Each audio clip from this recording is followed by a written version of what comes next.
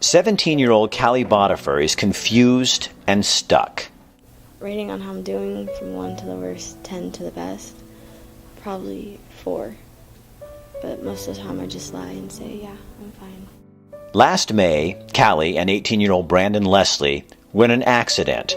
Brandon, the driver, died. He was coming this way, and he was doing no less than 92 miles an hour, they said.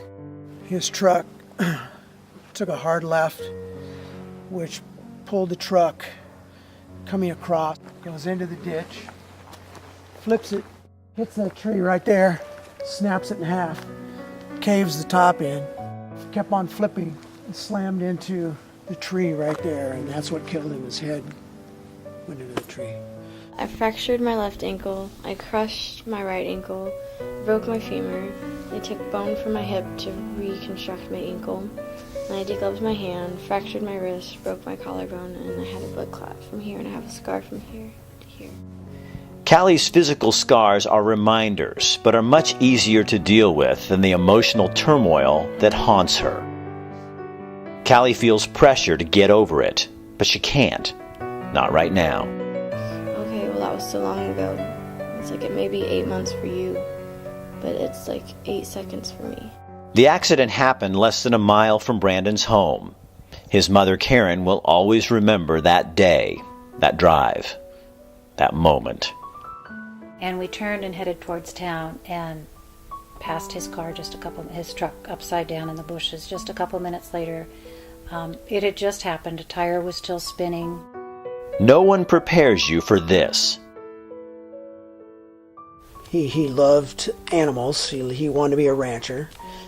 That's all he talked about from a little guy. He was a cowboy, but he could sing every single word to Apple Bottom Jeans, which is like some rap song. I don't know what it is, but it was just hilarious. You cannot help but relive that day, those moments, the instant when everything changed.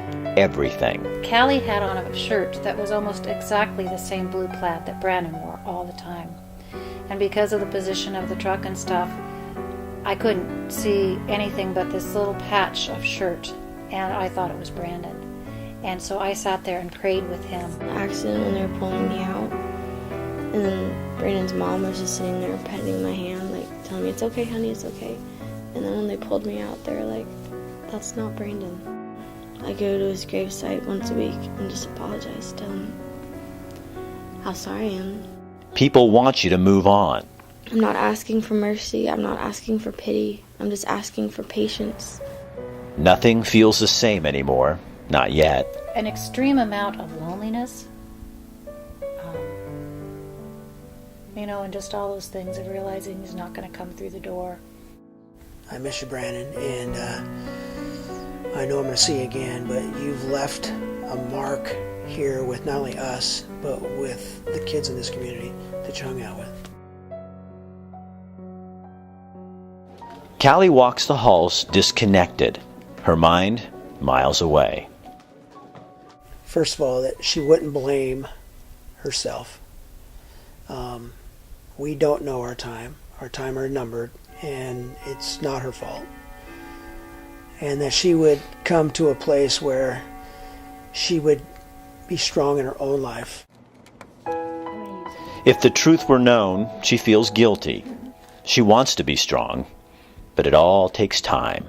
He would want Kallie to move on. He wouldn't want Kallie to suffer and worry about it. He would not want her stuck. He would want her living life to the fullest. Brandon loved to try stuff and adventure out and do things, and he would want that for Kallie.